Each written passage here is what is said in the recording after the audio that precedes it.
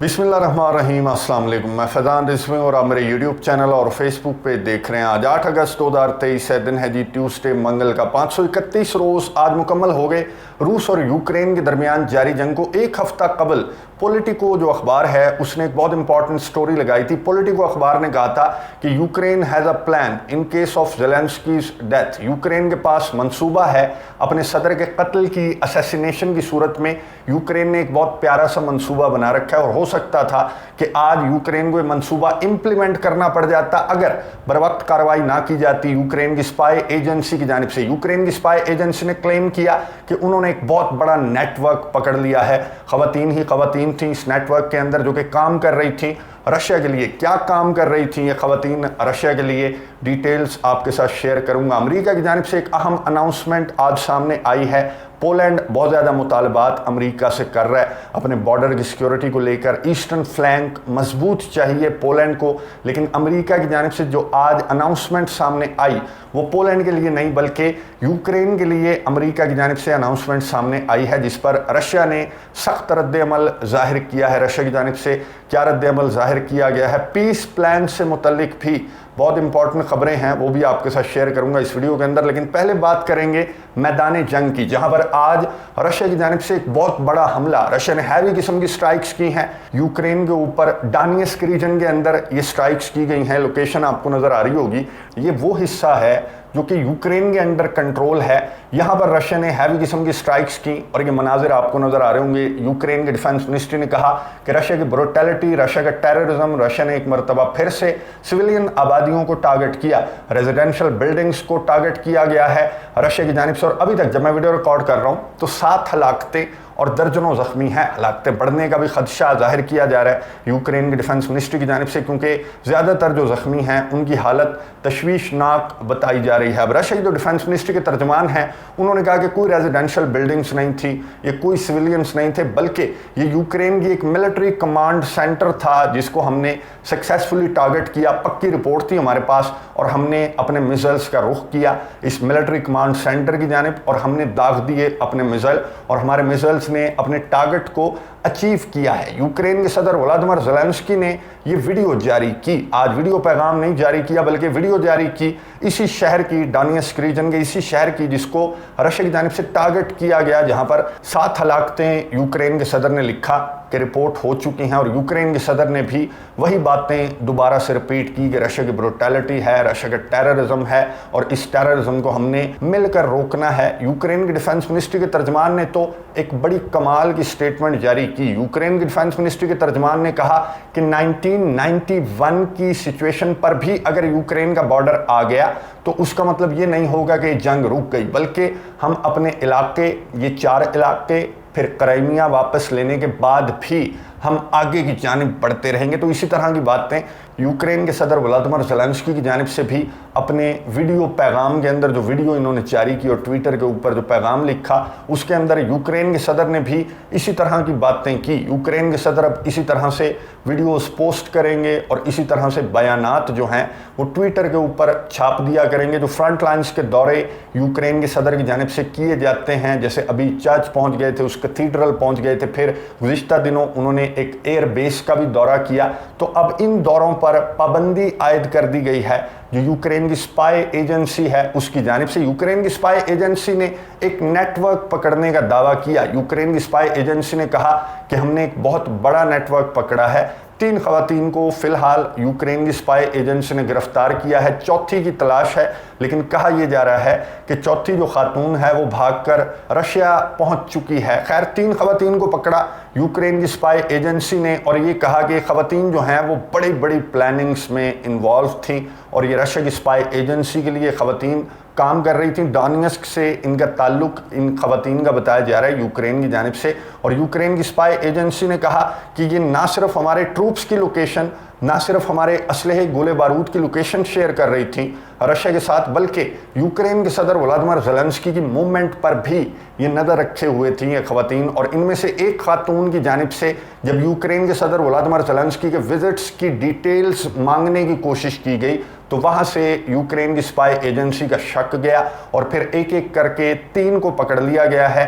चौथी की तलाश है, जो कि कहा जा रहा है कि रशिया फरार हो चुकी है, जिसके बाद ये जो नेटवर्क पकड़ा गया, इसके बाद यूक्रेन के सदर व्लादिमीर ज़ेलेंस्की की मूवमेंट्स को मजीद सख्त कर दिया गया है। यूक्रेन के सदर की सिक्योरिटी को भी सख्त कर दिया गया है। पॉलिटिको की जो रिपोर्ट है उसकी डिटेल मैं आपको बता दूं। पॉलिटिको ने एक हफ्ता पहले ये रिपोर्ट शाया की थी और इस रिपोर्ट के शाया होने के बाद भी यूक्रेन के सदर व्लादिमीर ज़ेलेंस्की की सिक्योरिटी और यूक्रेन के सदर पर अगर कोई नज़र रख रहा है तो यूक्रेन की स्पाई एजेंसी ने, यूक्रेन के सिक्योरिटी इदारों ने काम बहुत ज़्यादा तेज़ कर दिया था, जिसका नतीजा ये आपको आज नज़र आ गया, जो क्लेम यूक्रेन की स्पाई एजेंसी की जानिब से सामने आई। इस रिपोर्ट में ये कहा गया था कि यूक्रेन के सदर के कत्ल की सूरत में, उनकी असैसिनेशन की सूरत में, क्योंकि यूक्रेन के सदर ने जब ये ऑपरेशन स्टार्ट हुआ, ये जंग स्टार्ट हुई, तो यूक्रेन के सदर को बहुत ज़्यादा मशवरे दिए थे अमेरिका ने, इत्तेहादियों ने, कि तुम पोलैंड शिफ्ट कर जाओ या फिर अमेरिका चले जाओ और वहाँ पर बैठ के अपनी जंग को मॉनिटर करना। लेकिन यूक्रेन के सदर ने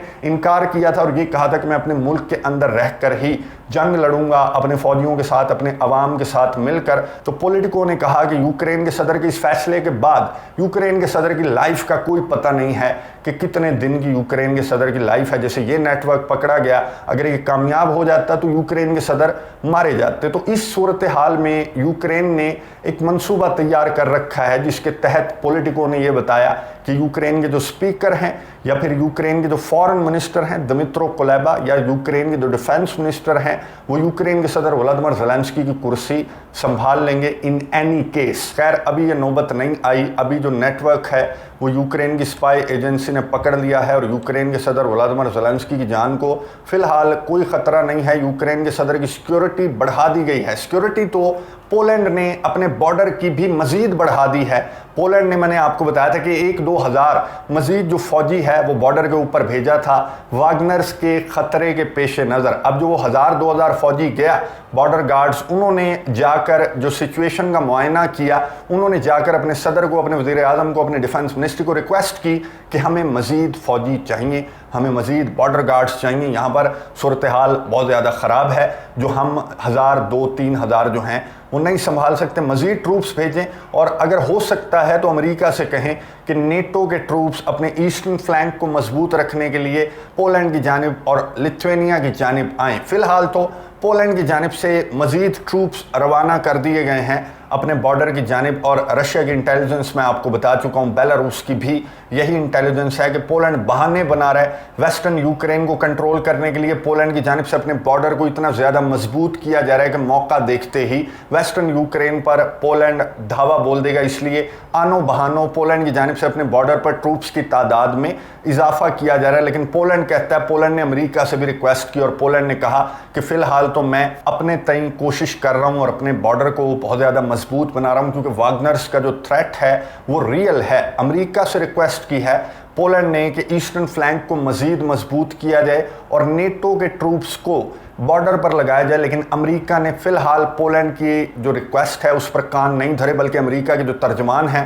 पेंटागन के तर्जमान हो या फिर वाइट हाउस के तर्जमान हो, उन्होंने कहा, स्ट्रेट फॉरवर्ड कहा, कैमरे के सामने खड़े होकर कहा कि जो पोलैंड की जानिब से या लिथुआनिया की जानिब से जो भी बातें की जा रही हैं, अभी हम नहीं समझते कि वागनर्स की प्रेजेंस है पोलैंड के बॉर्डर के ऊपर, हमें वागनर्स की कोई मूवमेंट दिखाई नहीं दे रही। साथ ही जो व्हाइट हाउस के तर्जमान हैं जॉन किर्बी, उन्होंने कहा था कि हम याद दहानी करवा दें पोलैंड और लिथुआनिया को कि 1 इंच की भी खिलाफ वर्जी हम बर्दाश्त नहीं करेंगे, और अगर हमें ऐसी मूवमेंट्स महसूस हुई वागनर्स की बॉर्डर्स पर, पोलैंड के बॉर्डर्स पर, या फिर यूँ कह लें कि नेटो टेरिटरी के आसपास भी, तो हम 1 इंच की भी खिलाफ वर्जी बर्दाश्त नहीं करेंगे, तो आपने घबराना नहीं है। खैर अमेरिका की जानिब से पोलैंड को कोई मदद, कोई फौजी, कोई असलहा ईस्टर्न फ्लैंक को मजबूत करने के हवाले से कोई फ़िलहाल श्योरिटी अमेरिका ने नहीं करवाई, सिर्फ तसल्लियाँ पोलैंड को दी जा रही हैं और लिथुआनिया को दी जा रही हैं। ऐलान सामने आने वाला है यूक्रेन के लिए $200 मिलियन की मजीद मदद इमदाद का ऐलान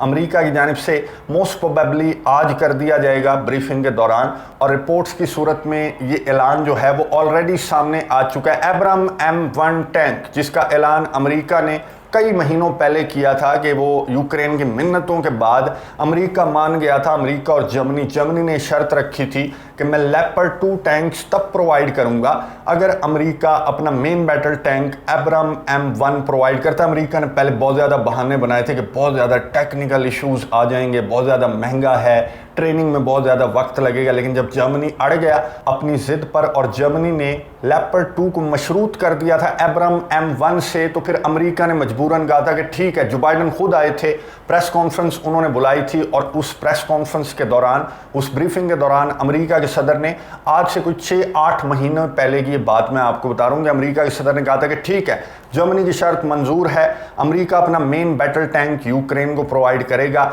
और उसके बदले में जर्मनी लेपर्ड 2 टैंक प्रोवाइड करे यूक्रेन को। तो आज ये खबर सामने आ रही है कि इस $200 मिलियन के साथ साथ अमेरिका की जानिब से पहली खेप भी अनाउंस कर दी जाएगी एब्राम M1 अपने मेन बैटल टैंक की, जो कि मैदान जंग के अंदर अब मेन बैटल टैंक अमेरिका का क्या तब्दीली लाएगा, क्या यूक्रेन का जो स्लो काउंटर ऑफेंसिव है उसको तेज कर देगा। पहले भी अमेरिका की जानिब से 190 टैंक्स प्रोवाइड किए जा चुके हैं यूक्रेन को, जिनकी हालत ये आपको इस वीडियो के अंदर नजर आ रही होगी। अमेरिका के ब्रैडली 190 और लेपर्ड 2, लेपर्ड 1 टैंक्स का ये कब्रिस्तान जो है, ये रशिया की जानिब से फुटेज जारी की गई है जो मैं आपको दिखा चुका हूँ। आज भी रशिया की जानिब से जो रद्द अमल सामने आया, क्रेमलिन के तर्जमान ने कहा कि ये आपको अपने टैंक्स नज़र आ रहे होंगे, चाहे डेनमार्क के हों, चाहे जर्मनी के हों, फ्रांस के हों, या फिर दीगर जो यूक्रेन के इत्तेहादी जो प्रोवाइड कर चुके हैं यूक्रेन को टैंक्स या फिर जो आर्मर्ड व्हीकल्स हैं, उनका ये हाल है। तो फिर एब्राम M1 क्या कर लेगा? हमने कुछ को मार दिया, कुछ टैंक्स को मुकम्मल तौर पर तबाह कर दिया और कुछ को पकड़ लिया। उसकी टेक्नोलॉजी हम देख रहे हैं, उसका पोस्टमार्टम करके आने दो। एब्राम M1 टैंक को भी, अमेरिका का मेन बैटल टैंक जो है, उसको भी हम खोल कर चीर फाड़ कर देखेंगे कि कौन सी टेक्नोलॉजी अमेरिका ने इस्तेमाल की है अपने इस मेन बैटल टैंक के अंदर। खैर, टैंक्स का तो अब काम नहीं लगता, 1.5 साल से ज़ायद का अरसा हो गया कि यूक्रेन के इत्तेहादियों ने हर असलहा, गोला बारूद यूक्रेन को देकर देख लिया। यूक्रेन के काउंटर ऑफेंसिव के रिजल्ट्स देखने के बाद ये बात तो 100% दुरुस्त है रशिया की कि अब एब्राम M1 टैंक क्या कर लेगा। जब लेपर्ड 2 को लेकर इतना ज़्यादा शोर मचाया जा रहा था, जब high mobility artillery rocket system को लेकर इतना ज़्यादा शोर यूक्रेन कर रहा था, फिर जो अमेरिका की जानिब से मज़ीद असलहा, गोला बारूद जो प्रोवाइड किया गया यूक्रेन को, हर मरतबा यूक्रेन की जानिब से इसी तरह शोर मचाया गया। लेकिन रिजल्ट्स जो हैं वो यूक्रेन के काउंटर ऑफेंसिव के देखने के बाद एक ही रास्ता है कि यूक्रेन और उसके इत्तेहादियों की जान छूट जाए रशिया से, और वो रास्ता है अमन का रास्ता, जिस पर पॉजिटिव रद्द अमल सामने आ रहा है यूक्रेन और उसके इत्तेहादियों की जानिब से। जर्मनी ने भी कहा,